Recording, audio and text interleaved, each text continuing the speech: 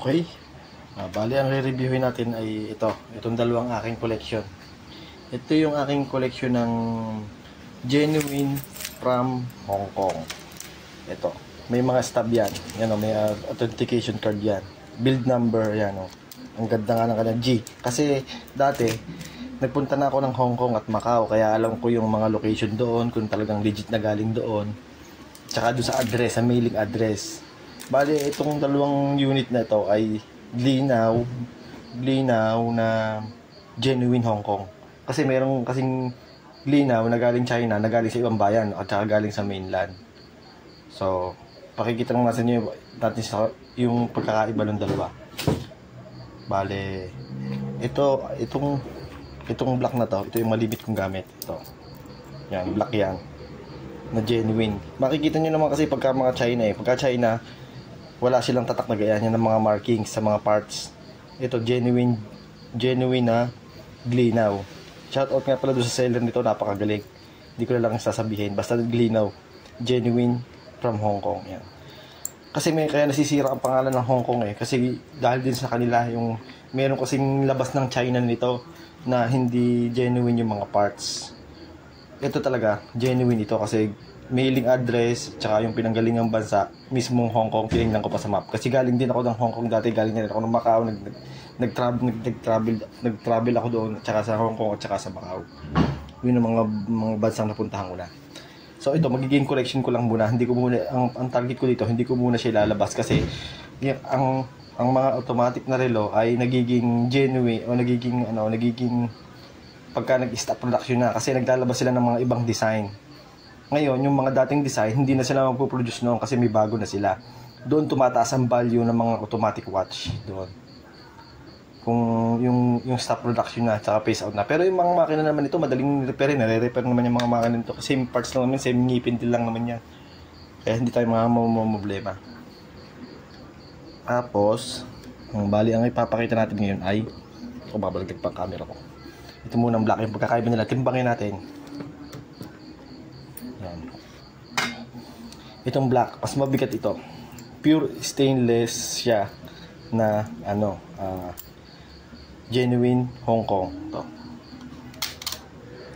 13.21. Tandaan nyo, 133 grams. 133 grams. Mas mabigat ito kasi ito ay solid na. Parehas lang naman sila ng size ng body. Kaya nga lang, ang nito, pagkakaiba nito ay dito. Ito. Kaya mas mabigat itong black na to kasi ito ay solid na stainless. Ayun. Hindi ayaw mag-zoom ng camera ko. Ito.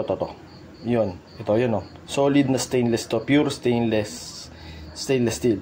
Yung solid pagkaya yung kagaya ng kasi dalawang klase yung mga ganito. Yung isa yung yung may tupi, dalawang klase ng bracelet ito. Nakagaya na sa mga Seiko na may mga tupi-tupi. Ito walang tupi ito. Ito yung solid stainless. Ito. Kaya medyo mabigat ito. Ngayon, ito naman tingnan natin. Ito naman yung blue edition na genuine na ito kasi itatago ko rin, ibubudega ko na to. Kasi saka ako na lang ilalabas pagka tapos na yung kanilang production. Ito naman yun yung kagandahan sa mga automatic watch. Pwede mo siyang gawing collection. Yan. Ito ay mas magaan to. Yung kanina 133, di ba?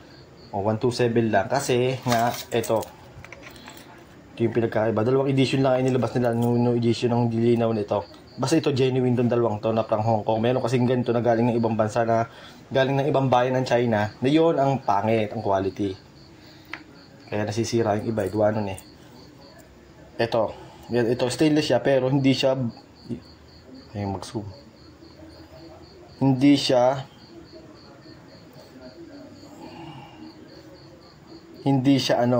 solid. Ito tupi lang siya, may mga tupi tupi.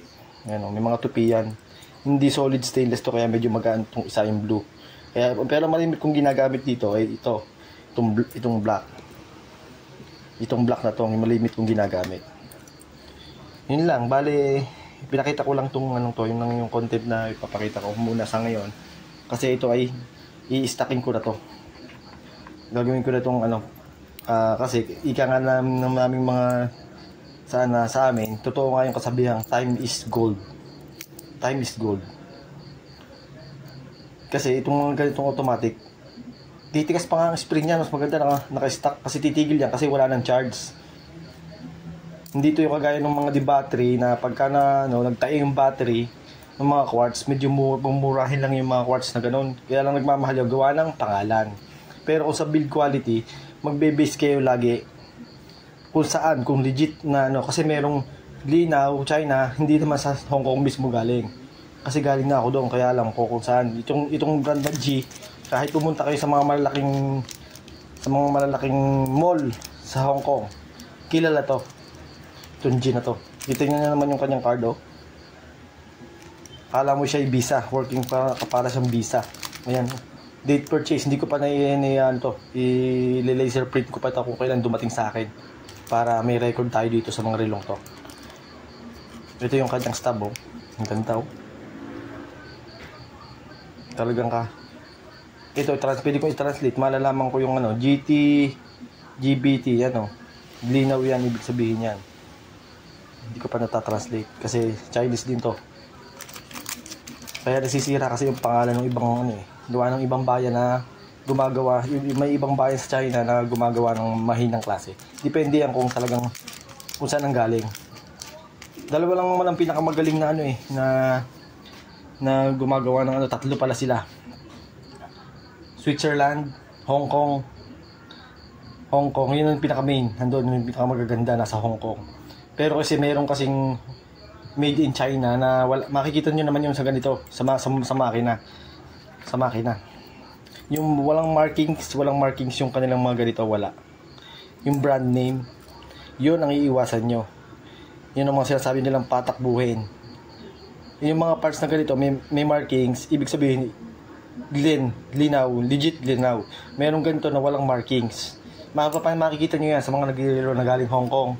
Yung mayroon din galing Hong Kong, sabi galing daw Hong Kong. Oo, sinasabi lang nila pero galing China yon. Sa ibang bayan, hindi galing sa Hong Kong mismo. Okay, dun lang muna. Bali ito, magiging collection ko to.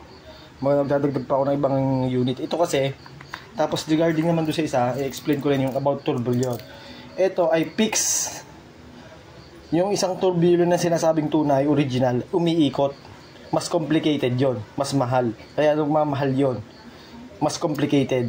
Ito, kaya medyo mahal, maganda na ng presyo ng mga ito kasi ito ay chronograph. Pag sinabing chronograph, lahat ng mga kamay niyan, lahat ng mga kamay nito gumagana. Automatic, tapos gumagana lahat. So, medyo complicated na rin siya. Minsan, nahihirapan dito yung mga manggagawa na ng relo. Tinatanggihan ito talaga kasi napakaraming kamay. It's komplikado na rin siya kasi marami siyang kamay na gumagana. Yung moon, yung balit 4 layers to mangyayari to 4 layers. 1, 2, 3, 4. Apat na bukod 5. Bukod pa yung kanyang yung window. Yan yun, kita mo yung window yan. Limang motion ang magagawa nito. 1, 2, 3, 4, 5. 6 pa nga gawa nung yung araw nasa loob na ikot din yun Yun. Merong ganito na makikita niyo yung mga patakbuhin, mga nakadikit. Yung mga China yun, mga nakadikit yung mga kamay peke, yun, nakadikit. Tsaka kalimitang quartz. Yan. So, hanggang doon na lang muna ang video ko to. Salamat sa panonood. Okay. Bali, ito, continuation lang to para madali niyo maintindihan. Kaming mga technician, ipapakita ko sa inyo ngayon kung paano nyo malalaman yung sa motor. Ito yung design ng Japan. Yan, ganyan. Sa markings pa lang makikita nyo na ibang iba. Yan. Tsaka violet yung kanyang yan ang malimit sa Japan. Tapos ito yung China. Yan wala man lang mga markings na kahit yung cup. Yan ang mga China build. Ibang iba. At tapos yung Swede, ito naman yung Swiss. Yan, tatlong yan ang mga giants na talaga ganito rin yung aking yung Linaw ko. Malamang yung technician ng Linaw ay galing sa Swiss. Malamang merong nagtrabaho sa Swiss na kaya nakuha nila yung design ng yung galing sa Hong Kong, yung may mga tiga Hong Kong na galing ng Swiss. Kaya nakuha nila ang ganitong design. Yan. Pinapakita ko lang, continuation lang po ito ng aking first video dun sa Hong Kong at saka yung China made na relo na automatic. Yan. Ito tingnan nyo, ganyan-ganyan yung sa ano.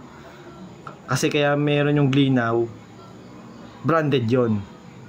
Branded yon. Ang China, ito po yung mga China. Madaling alam yan ng mga magre-relo.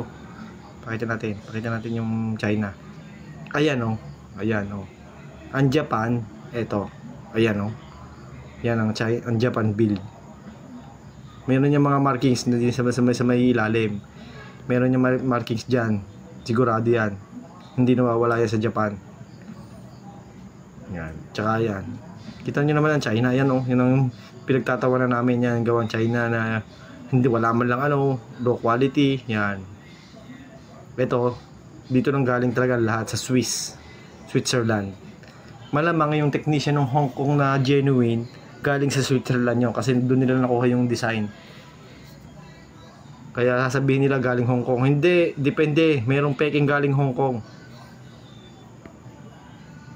Okay. Bale, ito nga pala yung aking gamit. Yan. Microscope ang gamit ko at saka laptop. Sa lahat ng mga